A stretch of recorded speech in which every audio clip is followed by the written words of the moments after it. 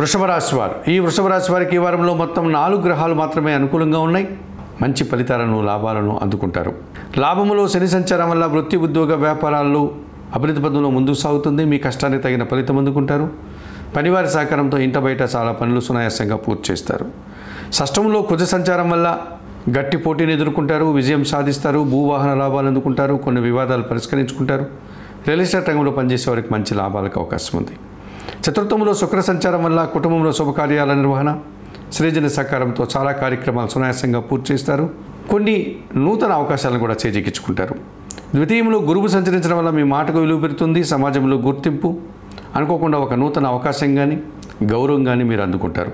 పంచమంలో బుధ సంచారం వల్ల ఆలోచనలు కలిసి రాదు. సంతానం విషయంలో నిరాశ, మీ మాటల వల్ల కొన్ని సందర్భాల్లో అపార్థాలు, అసౌకర్యాలు ఎదుర్కోవాల్సి ఉంటుంది. ఈ రాశి వారికి వారంలో బుధ, గురు, శుక్ర, శనివారాలు అనుకూలంగా ఉన్నాయి. దానాలు ఇచ్చేటువంటి క్రమంలో పెసరపప్పు కానీ ఆకుకూరలు కానీ బుధవారం రోజు పేదవారికి దానం చేయండి. స్తోత్ర పారాయణ విషయంలో శ్రీరామరక్షా స్తోత్రం నిత్యం చదువుకోండి. ఆలయ సందర్శన కార్యక్రమంలో భాగంగా సీతారామచంద్రమూర్తి ఆలయానికి వెళ్ళి స్వామివారిని, అమ్మవారిని దర్శించడం వల్ల మరింతగా మంచి ఫలితాలను పొందగలుగుతారు.